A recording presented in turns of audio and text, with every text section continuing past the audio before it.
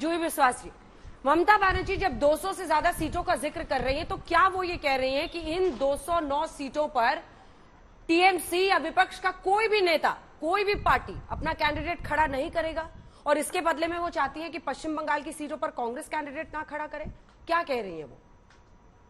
जी अंजना जी, हम लोगों का साफ कहना है, ममता बनर्जी दीदी ने जो साफ कही है कि देखिए 2024 की जो लड़ाई है ये है परिवर्तन की लड़ाई।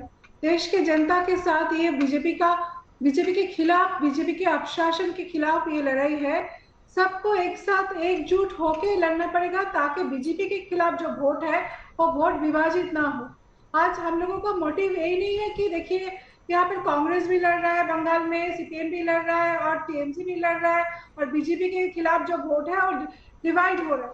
हम लोग बोल रहे हैं जो क्षेत्रीय दल जहाँ पे मजबूत है उसी को बीजेपी के खिलाफ लड़ाई होना चाहिए। कांग्रेस जहाँ पे मजबूत है कांग्रेस को लड़ना चाहिए ताकि फाइट 1:1 हो।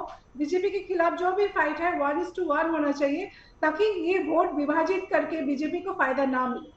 ये ममता दीदी की आज की बात नहीं है, ये कर्नाटक अधीर दादा कह रहे हैं कि ये कर्नाटक का साइड इफेक्ट है कि ममता दीदी को ये सब समझ में आ गया है, वरना पहले तो शक की निगाह से हमेशा कांग्रेस को देखती थी।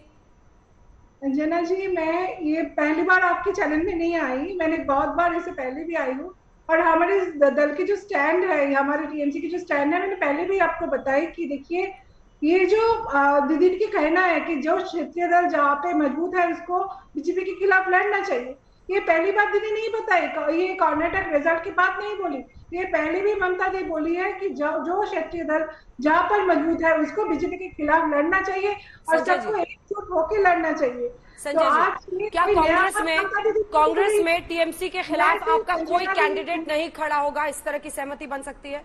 आप नहीं खड़ा करेंगे बंगाल में कोई कैंडिडेट टीएमसी जहां पर लड़े? देखिए एक चीज ऐसा है अंजना जी, हाँ जी एक सेकंड, जूही जी आ रही है, रुक जाइए। हाँ संजय जी,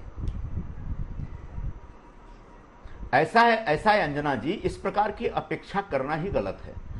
ममता बनर्जी जी की सरकार है वहां पर वेस्ट बंगाल में, इसका मतलब ये तो नहीं कि कांग्रेस पार्टी वहां पर शून्य है एकदम से।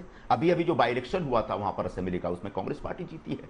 तो निश्चित तौर पर ममता दीदी को अपना दिल बड़ा करके कांग्रेस को कुछ सीटें, कांग्रेस के लिए कुछ सीटें छोड़नी पड़ेगी, कांग्रेस के साथ हाथ मिलाना पड़ेगा और कांग्रेस के लिए कांग्रेस के साथ एक गठबंधन बनाना पड़ेगा। उसमें अगर लेफ्ट को साथ में लेना चाहते हैं तो वाम मोर्चा के उम्मीदवारों के लिए भी उनको जगह छोड़ना पड़ेगा। हाँ, उनके नेतृत्व में वो एक बड़ा दल है, एक सत्तारूढ़ दल है, तो उनके नेतृत्व में एक चुनाव लड़ा जा सकता है। बिल्कुल उसी तरह से उत्तर प्रदेश में आज से 9 साल पहले हमारे 23 सांसद हुआ करते थे। तो क्या आज ठीक है हमारे पास एक सांसद है, मान लिया पिछले 2 चुनाव से हमारे बहुत सारे कैंडिडेट हार रहे हैं, लेकिन इसका अर्थ ये तो नहीं कि उत्तर प्रदेश को हम पूरी तरह से समाजवादी पार्टी या बीएसपी के लिए छोड़ दिया जाए। तो निश्चित तौर पर समाजवादी पार्टी के नेतृत्व में एक गठबंधन बन सकता है जिसमें कांग्रेस और बाकी जो अपोजिशन की पार्टियां हैं वो मिलकर के चुनाव लड़ सकती हैं। ऐसी अगर भूमिका अलग अलग राज्यों के क्षेत्रीय दलों के जिस तरह से हम लोग महाराष्ट्र में कर रहे हैं, ऐसी भूमिका अगर तमाम क्षेत्रीय दल अपने अपने राज्यों में कांग्रेस के साथ मिलकर के बनाएंगे तो एक बहुत ही कोहेसिव किस्म का एक गठबंधन तैयार होगा, एक ऐसा मोर्चा तैयार होगा और वो मोर्चा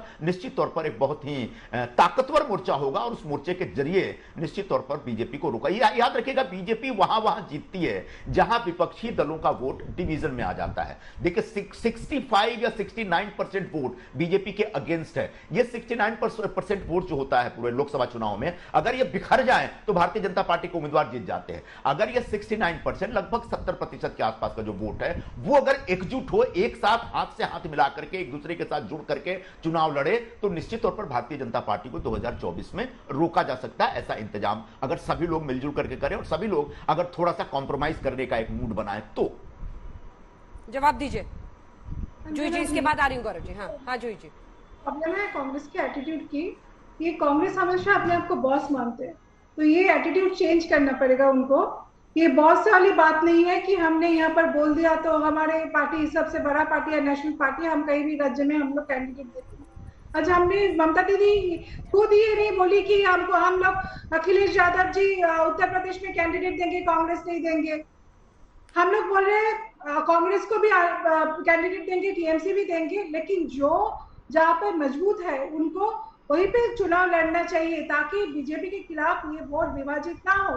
तो कांग्रेस और सीपीएम बंगाल में लड़के क्या फायदा पहुंचेगा उनको? हम आप बोलिए, एक सीट बाई इलेक्शन में मिला है, 2021 में एक भी सीट नहीं आया कांग्रेस सीपीएम के साथ मिलके, 0 सीट लेके आए हैं कांग्रेस।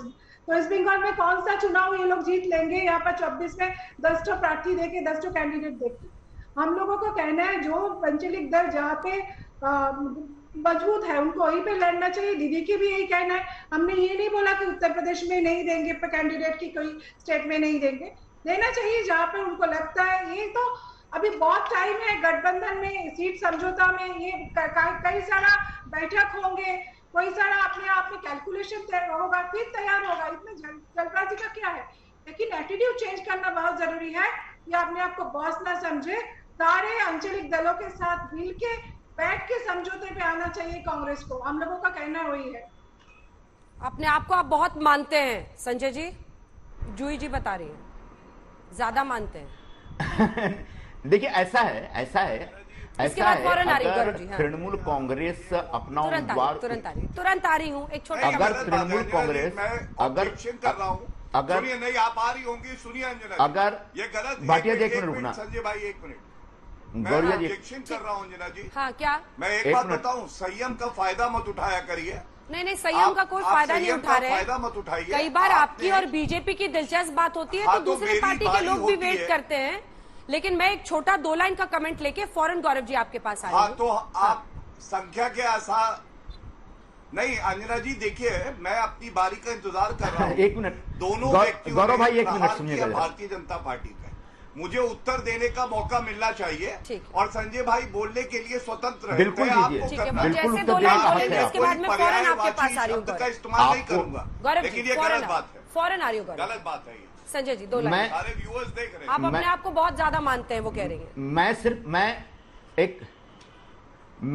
मैं सिर्फ इतना तृणमूल कांग्रेस की जो हमारी प्रवक्ता वहां पर उपस्थित है उनको सिर्फ याद दिलाना चाहूंगा कि अगर आप ये कहते हैं कि हम उत्तर प्रदेश में अपना कोई उम्मीदवार खड़ा नहीं करेंगे और समाजवादी पार्टी को सपोर्ट करें, इसका कोई अर्थ नहीं, क्योंकि उत्तर प्रदेश में आपका कोई वजूद नहीं है। राजस्थान में, मध्य प्रदेश में आप कहेंगे कांग्रेस को हम समर्थन दे रहे हैं, अपना कोई उम्मीदवार नहीं खड़ा करेंगे क्योंकि क्योंकि हम समर्थन दे रहे हैं, क्योंकि लेकिन आपका कोई वजूद ही नहीं वहां पे। तो जहां आपका वजूद नहीं है वहां पर चुनाव न लड़के, जहां वजूद है बिल्कुल वहां पर कांग्रेस से हाथ मिला के लड़ना चाहिए।